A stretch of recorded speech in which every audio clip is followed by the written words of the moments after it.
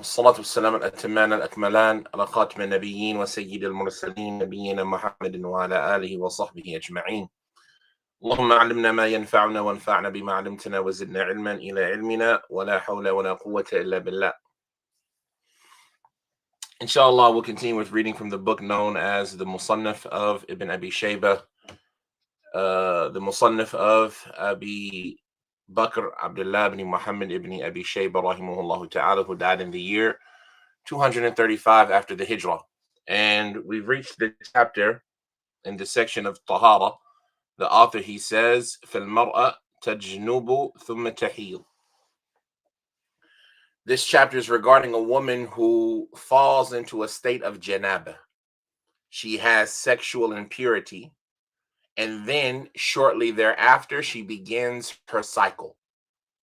A woman intimate with her husband, she falls into a state of sexual impurity, and then before bathing from the relationship, the intimacy, the intercourse, she begins her cycle. She begins her menses. What should she do?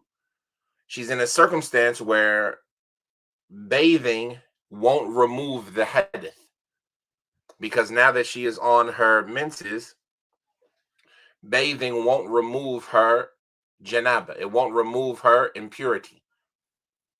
But she had intercourse or sexual relationship that before beginning her menses would have required her to take a ghusl. So what should she do in this circumstance? The woman who falls into a state of sexual impurity and then begins her menses. The author, he says, rahimahullah ta'ala, في المرأة تجنب ثم تحيض. The Sheikh Al-Shithri, hafidhahullah, Sheikh Sa'd Al-Shithri, he mentions in his commentary upon this issue, he says, قال الأئمة الأربعة يكفيها غسل واحد وقال بعض الظاهرية لابد من غسلين. He says that the four imams in this issue, they all say that it is sufficient for her to perform one ghusl, i.e., when her menses are over, she only needs to make one ghusl.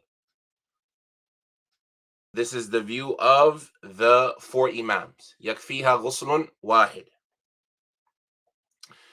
وقال بعض الظاهرية, and some of the ظاهرية, they say she needs to make two ghusl, i.e., when her menses are over, she needs to bathe one time for coming off of her menses, and then she needs to bathe another time to remove the janabah. So they treat it as if both of the actions are not connected. And before individual says, well, that's ridiculous, you have to remember the fundamentals that are applicable in these issues. So, for example, is the menses considered to be janabah? And if you were with us in our classes in the Awsat of Ibn al-Mundhir, the answer is no, right? The menses aren't considered janabah. Yes, we nowadays use those terms interchangeably. So we say about a woman who is on her menses or a person who has sexual intercourse that they are junub, that they are in a state of janabah. But al-janabah is the state that a person is in upon intercourse or ejaculation, while menses are something different. They're two different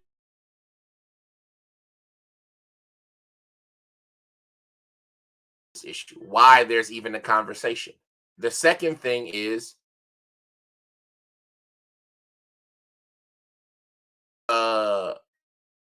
menses, is that ghusl for purification or for menses? And obviously, the majority of us will hold that the ghusl after the menses is for purification. And so, therefore, when kuntum junuban fattaharu, if you all were in a state of janabah, then clean yourselves. And if the menses, if the ghusl for that is for purification, then one purification is enough. But if you say the ghusl for menses is because of the menses, not for the sake of purification, right? Even though that's far-fetched. But if you say that, then you could understand why some people would say you would have to do two ghusl. And this is similar to what they mention about the ghusl of Jumu'ah and the ghusl of Janabah. So from them are those that say that if you take the ghusl of Jumu'ah or any, mustahab ghusl that isn't for purification, then it doesn't remove the hadith. And so they would tell you that if you took the ghusl on the morning of Jumu'ah, for example, you would need to also take another ghusl to remove hadith if you were in a state of sexual impurity. And that's because they say that these things are for two different purposes. One is specifically for Jumu'ah, and one is for the removal of hadith. And making a ghusl for Jumu'ah doesn't remove hadith. So these are the reasons why you find people having these views that some of us might find strange, right? Why would I take two ghusl, right? What's the point in bathing and then bathing again directly after that, right? If I made the intention to take a ghusl and remove the hadith, then that's good enough. But some of them would say, no, if your intention was the ghusl for the menses, then you would need to make another ghusl for the removal of janabah. And they say similar things about wudu, about tayammum.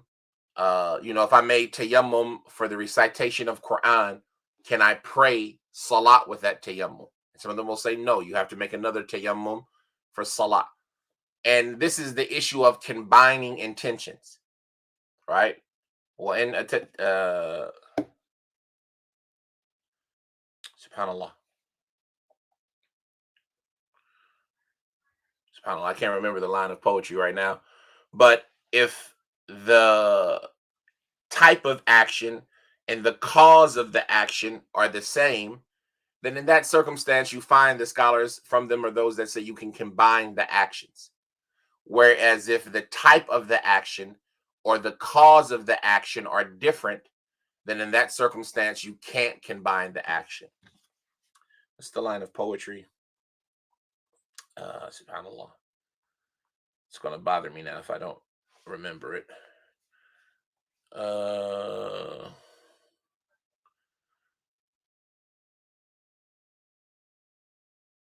The reason why it's escaping me right now is because the line of As-Sa'di himself is not the clearest, and so the way I memorized it, they altered the line. وإن تساوى العملان اجتمعا وفعل واحد كفى فاستمعا. وإن تساوى العملان اجتمعا. I think that's it. And if two actions are similar and come together, وفعل واحد كفى فاستمعا. And only one of them are done, then that is sufficient. So pay attention. I think that's how I memorized it. But As-Sa'di rahimahullah ta'ala, he says, وإن تساوى العملان اجتمعا وفعل أحدهما فاستمعا. Yeah. So I think, yeah, that's right. وإن تساوى العملان اجتمعا وفعل واحد كفى فاستمعا. If two actions are equal, I have a similar level in similarity in cause and similarity in the action itself, you can combine them and just do one of them, and that will be sufficient. Like, for example, the 2 raka'at for wudu and the 2 raka'at for tahiyyatul masjid. They are two voluntary actions, and so they're similar in action or in purpose or in reason, and they're similar in the performance, the actions themselves, what you actually do during them. They're just 2 raka'at of salat, so you can combine the intention. So all of these are reasons why there would be this disagreement, right? But we see that the four imams, they have the view that if a woman comes on her menses after suffering sexual impurity, when she bathes to remove the menses, then that is sufficient for removing the sexual impurity as well. And some of the Zahiriyya, they say no, she has to take two ghusl. And a person might say, well, what about if she bathes while she's on her state of, or while she's in her menses. Is that good enough to remove the janaba? They would say no, because when you're on your menses and you take a ghusl, you're not removing any hadith. And so it's as if the ghusl is ineffective or absent. Its presence is like its absence. And so the issue would be when they come off of their menses. Is it enough to take one ghusl, which is the view of the four imams, or must she take two ghusls, which is the view of some of the Zahiriyah? And we'll see what Ibn Abi Shayba mentions from the statement of the Salaf regarding this issue. So he says, قال حدثنا أبو الأحوص عن مغيرة عن إبراهيم في المرأة تجنب ثم تحيض قال تغتسل قال حدثنا سفيان عن هشام عن الحسن مثل قول إبراهيم. Abu Bakr, he says that Abu al-Ahwas narrated to us on the authority of Mughira, on the authority of Ibrahim, and Ibrahim al-Nakhai, regarding a woman who becomes sexually impure and then comes on her menses. He said, Ibrahim, he said that taghtasil, she just takes one ghusl.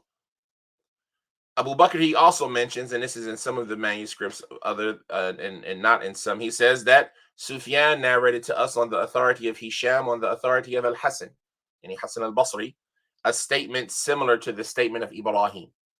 So this is the first view. Ibrahim al-Nakhai and Al-Hasan al-Basri, both of them hold the view that she can just take one ghusl. Naam. He says, حدثنا أبو الأحوص عن العلاء عن عطاء أنه قال الحيض أشد من الجنابة. He mentions here, he says that Abu al-Ahwas narrates to us on the authority of Al-Ala, on the authority of Ata, yani Ata ibn Abi Rabah. He says that the menses are more severe than Janabah. And this is like a principle, right? When we talk about the Salaf and the principles, the Qawa'id in Islam, and even though that field as an independent field wasn't fully developed until maybe the 4th century, or when it really, started to become developed during the 4th century, we know that the Salaf before that, they used to utilize and implement principles.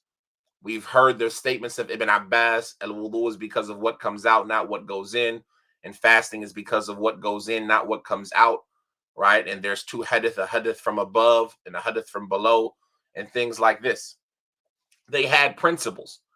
And so it's always interesting to see these qawaid that the Salaf used to implement.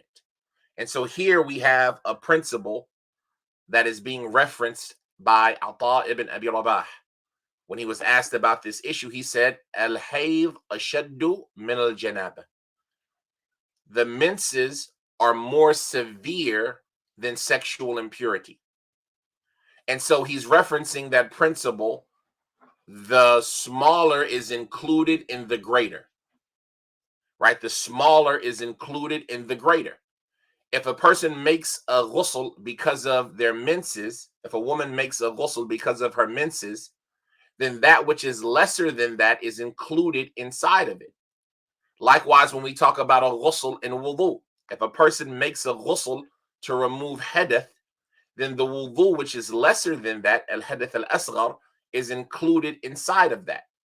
And so when he's saying that al-hayd ashaddu min al-ghusl min al-janaba, he's saying that if a person makes the intention to do the greater of the two, then the lesser of the two is included in that.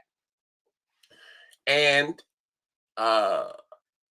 this can also be, something that somebody implements in other issues, right? When we talk about if a person walks into the masjid and doesn't pray tahiyyat al-masjid because the jama'ah is established, they're already praying dhuhr, for example, and you come into the masjid late, and so you pray in congregation with the people, do you have to also pray tahiyyat al-masjid when you're done? We say no, the lesser of the two is included in the greater of the two. So you can make the intention to include the tahiyyat al-masjid inside of your raka'at for dhuhr, for example, or asr or maghrib for that matter, or fajr, right? And so this type of principle and this type of foundation is something that's being referenced, whether there's disagreement in it or not. The point of it is that you see, one, the example of this type of principle being utilized by the Salaf, and two, you see Ata's opinion in this issue how many ghusls are needed to be made. Is one sufficient? If the person makes the intention to make the ghusl for removing their menses, then the janaba that they suffered before coming on their cycle is included inside of that. نعم. The next narration, he says حدثنا ابن علي أن يونس أن الحسن أنه قال في الرجل يصيب امرأته ثم تحيض قبل أن تغتسل قال كان أنس يحب لها أن تغتسل. Now, he says that Ibn Ulayya narrated to us on the authority of Yunus, on the authority of Al-Hasan, who said regarding a man who is intimate with his woman or with his spouse, and then she begins her menses before she is able to bathe. Al-Hasan, he said, she should that Anas used to love that she take a ghusl, i.e. anyway. So one thing, this narration gives us a little bit of clarity, right? We said that this issue is regarding the woman who begins her menses before bathing. As far as if she had intercourse and then bathed and then started her menses, then obviously this is not the topic. But if she had intercourse and before beginning to bathe or before being able to bathe, her menses began, what should she do? Should she just wait till the end of her cycle? And if she waits to the end of her cycle, does she need to bathe once or twice? Or should she bathe during her cycle, even though that won't remove the hadith? And so we mentioned earlier that some people say it won't remove the hadith, so there's no point in doing it. Here, there's the statement of Ibn Ulayya on Yunus, on Al-Hasan, that he was asked, that he said about a man who is intimate with his wife and then she begins her menses before bathing. Al-Hasan, yani Hasan al-Basri, he said that Anas used to love that the woman would take a ghusl anyway, right? It would be better for her, that he would love that the woman take a ghusl even though she's on her menses. And the preferability here, and Allah knows best, is the preferability of hygiene, right? A person has intercourse and the fluid exchange, the things that come as a result of intercourse, those things are on the body, right? Those things are on the body. Akramakumullah. And so in this circumstance, does it make good hygiene to wait until 6 or 7 days later to wash that off or to take a ghusl? Even though it's not removing the hadith, there's no harm in performing a ghusl after having sex before, and then your menses start. It's still okay to perform a ghusl, and preferable. And like I say, some of these things to us might be just common, right? It's, who doesn't take a bath every day? Who doesn't shower every day? But you have to remember the environment and the circumstance, and then also the detailing of the religion as it relates to obligation or lack thereof, right? Does the woman have to take a ghusl even though she's in her menses? Right? We say no, she doesn't have to, but Anas used to prefer that she did. And so it just shows us that there's not an aspect of our life except that we can adopt a view of the Salaf in it. And like some of them used to say, if you're able to not scratch your head except that you use a narration to do so, then do so. Meaning, if I could have the details on, should I scratch my head long ways or up and down? Should I start from the front and go to the back? Should I start from the back and go to the front? If you can find a narration about how to scratch your head and only scratch your head according to the narration, then you should do so. And although that seems like an exaggeration, that's the reality of what it means to be Salafi. If I can find that Anas used to prefer this action, it's better for me or better to me than just saying I prefer it myself.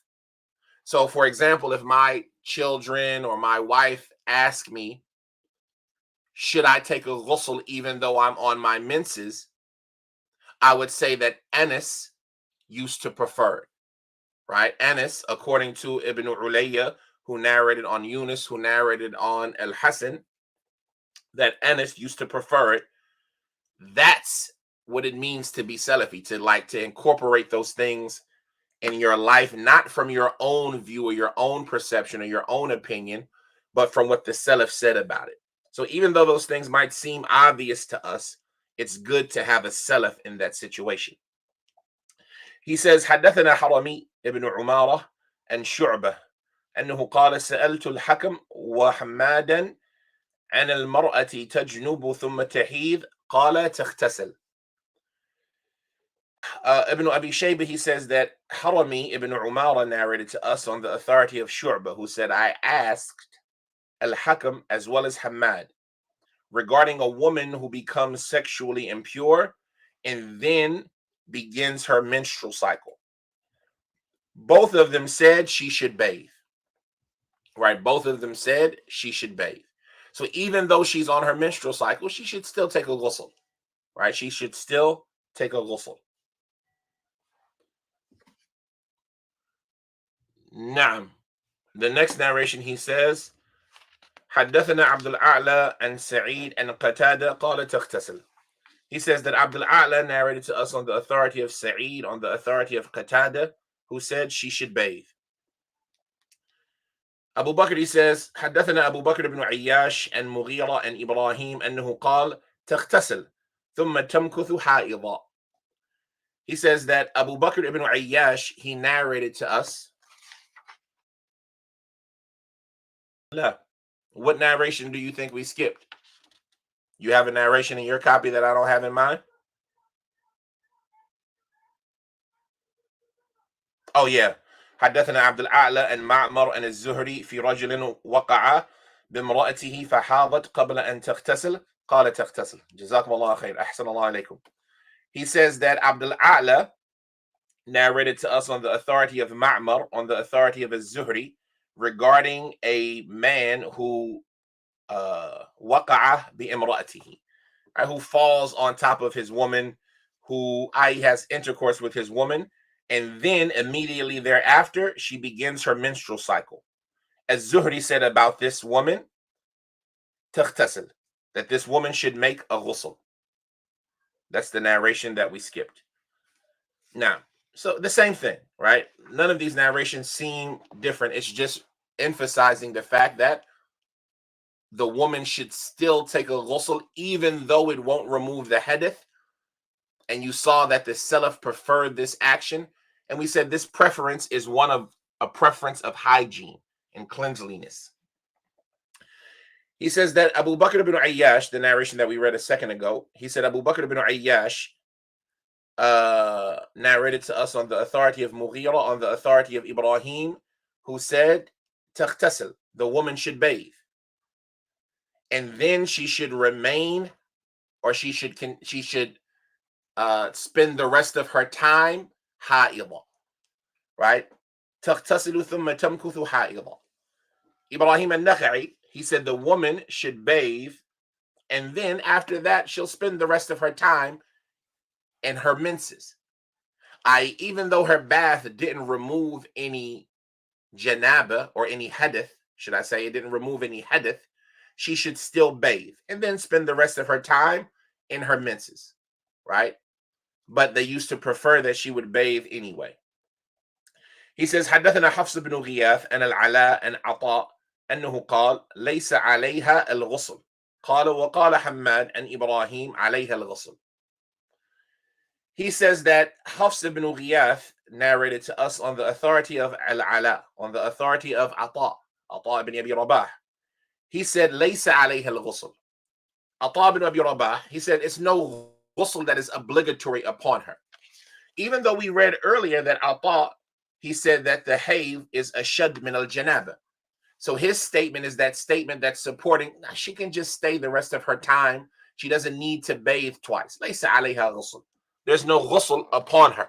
She doesn't need to bathe twice, nor is it even necessarily recommended. As long as she's on her hayd, she can just wait until she bathes from her hayd, and ليس عليها غسل. This is the statement of Ata. And then he says, i.e. Al-Ala, he says, وَقَالَ حَمَّاد and Ibrahim عَلَيْهَا الْغُسْلِ. Hammad said, upon the authority of Ibrahim, yani al-Nakha'i, upon her is a ghusl. I.e. it's necessary upon her to make a ghusl. And you can see here that foundation that the Zahiriyya use in this issue, right? They say the same thing. She has to take a ghusl. Allah knows best, though. What I lean to in this issue is that the statement of her taking a ghusl is not an obligation of legislation, but an obligation of hygiene and preferability. Yani alayha, yani it's not wajib upon her, but it's good for her to take a ghusl for the sake of hygiene. Now, does she have to take two ghusls? Does she have to take the ghusl for the janabah, whether she takes it during her menses or after? Or is it good enough to just make the one ghusl at the end of it? That is the crux of the issue, right? And as we mentioned earlier, the four imams said one ghusl is enough. But we see so many statements from the Salaf that they would encourage her to take two. One during the ghusl and one at the, one during the hayd and then the one at the end of the hayd. But is it wajib like some of the Zahiriyya went to? Then Allah knows best. He says, حدثنا يزيد and Habib and Amr ibn Haram أنه قال سئل جابر بن زيد عن المرأة تجنب ثم تحيض قبل أن تغتسل قال وإن حاضت فإنه حق عليها أن تغتسل. Now this one is more clear than the statement of Ibrahim, right? We've had multiple statements of Ibrahim and Nakha'i, right? The first one we had, he said, تغتسل, she should take a ghusl, right? And then we had another statement from Ibrahim and Nakha'i later on. I thought we had two before this. Ma'mar, Anas. No. So we had the first statement of Ibrahim and Nakha'i, taghtasil, she should take a ghusl. And then we had here this statement of the second statement of Ibrahim, alayha al-ghusl. Right, so we have two statements of Ibrahim and Nakha'i saying she should take a ghusl. One of them seeming to be more optional, while the second of the two seeming to be more obligatory. Here we have a statement from Jabir ibn Zayd, rahimahullah ta'ala, from the Tabi'een. He has a statement that's a lot more clearer than the statement of Ibrahim and Nakha'i and less open for interpretation, i.e. as it relates to him. And it is in more of support of the view of some of the Zahiriyya. And so he says, Yani Abu Bakr, he says that Yazid narrated to us on the authority of Habib ibn Amr ibn Haram. I'm sorry, on the authority of Habib, on the authority of Amr ibn Haram, who said that Jabir ibn Zayd was asked about a woman who becomes sexually impure. And then, after that, immediately after that, or shortly after that, her menses begin before she takes a ghusl. To which Jabir ibn Zayd, he responded, he said, if she has started her menstrual cycle, then it is an obligation upon her that she bathe. إن حاضت فإنه حق عليها أن تغتسل وإن حاضت فإنه حق عليها أن تغتسل. He says, even if she has begun her menstrual cycle, it's still a right or a necessity upon her that she take a ghusl, i.e. for the janabah. So he's saying, even if she's on her menses and the hadith won't be removed, it's still a haqq. It's still an obligation or a right or responsibility upon her that she bathe, i.e. because of the janabah. So we see that Jabir ibn Zayd is somebody who held this view that she has to take two ghusl. And so we see that although the Zahiriyya don't necessarily agree with the four imams here, that they do have a salaf. And this is something that's important to know about the Zahiriyya. There's often that people try to downplay their validity in Islam. You find those who try to exclude them from the consensus. And, they say that their opinions are, more contradictory than they are approvable or acceptable. But it's very rare that you find them having a position that nobody else had. Sometimes they'll have positions that are just against the rest of the Muslims, but it's very rare that they have a position that nobody else has. And so it shows that their opinion is one to be considered, and it has its position in Islam.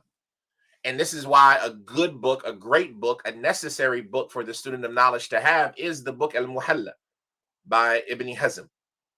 And if it was nothing other than the quality of the hadith that Ibn Hazm presents in the book and the comprehensive nature of how Ibn Hazm approaches the issues and the responses that he brings in his retorts against the madhabs, it would have been sufficient. Let alone when you put all three of those things together, it's a great book and a necessary book for the student to have, especially when we acknowledge that the Zahiri madhab is one that is valid and has its place amongst the madhahib of Islam. And so we see here that some of the Zahiriyya, they agree or they have in their support the view of Jabir ibn Zayd, rahimahullah ta'ala, from the Tabi'i. The next narration, he says, حدثنا إسماعيل بن عياش عن عبد العزيز عن عامر أنه قال إن شاءت اغتسلت وإن شاءت لم تغتسل. He says that Ismail ibn Ayyash narrated to us on the authority of Abdul Aziz, on the authority of Amr al-Sha'bi, Amr ibn Sharahil al-Sha'bi. He said that if she wishes, she can take a ghusl. And if she wishes or if she wants, she doesn't take a ghusl. He left the issue or the action up to her. If she wants to take a ghusl while she's on her menses, she can do so. And if she doesn't want to take a ghusl while she's on her menses, then there's no harm in that. Right? It's up to her if she wants to do it or not. And this goes back to what we mentioned, that it's an issue of hygiene more than it is an issue of legislation. The last narration in this chapter, he says, حدثنا محمد بن ميسر عن ابن جريج عن عطاء أنه قال تغتسل من الجنابة فإذا طهرت اغتسلت من الحيض. So here we have another statement on Ata that is different than the previous two statements of Ata. And this happens often. And that's why when you're researching an issue, you have to try to gather up all of the statements in the issue. That's one. Two, you have to establish the validity and the authenticity of every narration. And then three, you often want to look at the timeline if you can find it, or the stronger student and the more abundant narration. And this will help you when you have, one person having multiple opinions, to know which view to adopt, which one was authentic, which one wasn't, which one came in an abundance from the individual, which one didn't, which one was the earlier position, which one was latter. And so here, Ibn Abi Shaybah, he says that Muhammad ibn Muyassir, he narrated to us on the authority of Ibn Jurayj, on the authority of Ata. Now, the question is, Muhammad ibn Muyassir, who is he? Is he from the popular students of Ibn Jurayj, or is he lesser known? Because the two earlier statements of Ata said something contrary to this issue that we're bringing up now. Muhammad ibn Muyassir,